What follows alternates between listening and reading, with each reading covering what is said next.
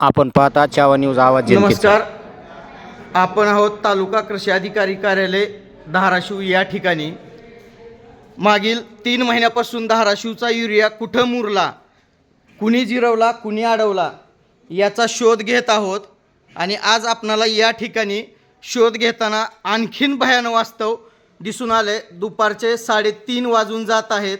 या कार्यालयात आपण बघू शकता आत्मा शाखा आहे, या ठिकाणी खुर्ची रिकामी आहे। फलोत्पादन शाखेची पण खुर्ची रिकामी आहे।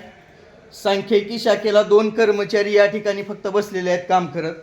विस्तार शाखा आहे, खुर्ची रिकामी आहे। त्यानंतर पीएम किसानची पण खुर्ची रिकामी आहे।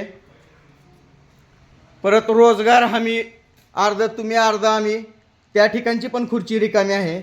भांडार शाखेची पण खुर्ची रिकामी आहे।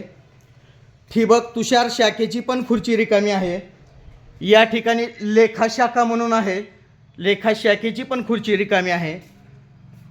या ठिकाणी आस्थापना शाखा आहे, त्या ठिकाणची पण खुर्ची रिकामी आहे।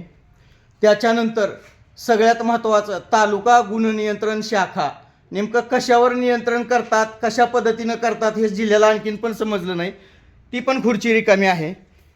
व्हिडिओ चालू होता त्यावेळेस साहेब टीओ साहेब या ठिकाणी आहेत। साहेब तुम्ही टीओ साहेबच आहेत का? काय नाव आपलं साहेब?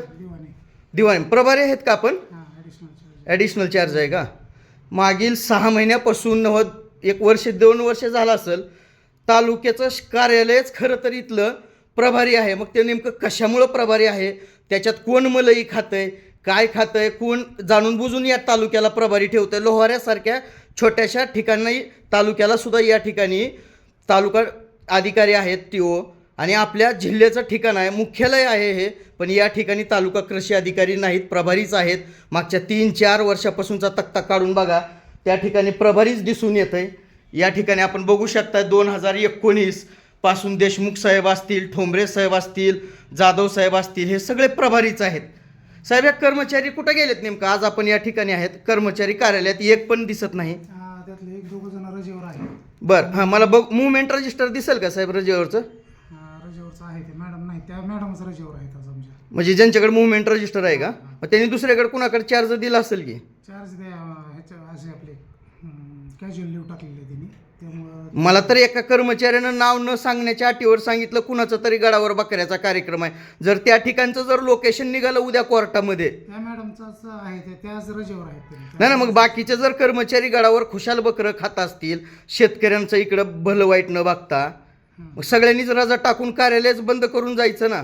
नाही काय तसं होणार नाही। आपण त्यांना सगळ्यांना कारणे दाखवा नोटिसा देऊन आजच्या दिवसाची पगार कट करून तसं त्यांच्या पूर्णतः त्यांच्या पगारीच्या रजिस्टरवर सर्व्हिस बुकवर नोंद करणार आहात का? कारणे दाखवा नोटीस आता देऊ आपण त्यांना। आलो मी आता नाही सर्व्हिस बुकला त्यांच्या नोंद करणार आहात का? तसा शब्द द्या, संपूर्ण जिल्हा बघताय, लाईव्ह आहे। ठीक आहे। कधी मिळेल मला त्याची प्रत? ते बघू ना, आता मी चर्चा करतो साहेबांसोबत आमच्या। आणि कोणत्या साहेबासोबत? नेमकं मोरे साहेब आहेत ना? मोरे साहेब आहेत का? त्यांच्यासोबत चर्चा करता का? करतो मी, आत्ताच आलोय जस्ट। हां मीटिंगला गेलतो, बरं। जस्ट आलोय आत्ताच मी। ॲडिशनल असल्यामुळे काय तिकडे बघावं लागतं दोन्हीकडे। तू कुठला चार्ज आहे दुसरा तुमच्याकडे? तंत्र अधिकारी पलीकडेच इथंच का? हां।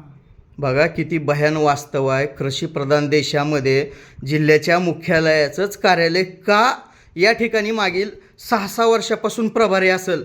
खरं तर ही मोठी शोकांतिका आहे, आणि ह्याच्या पाठीमागं सुद्धा खूप मोठा भ्रष्टाचार आहे। या ठिकाणचे जिल्हा कृषी अधीक्षक अधिकारी आता या सर्व कर्मचाऱ्यावर काय कार्यवाही करतात हेच पाहणं आता हा जिल्हा औत्सुक्याचं ठरणार आहे। आपल्या सर्वांच्या सेवेसाठी शेतकरी पुत्र मनोज जाधव।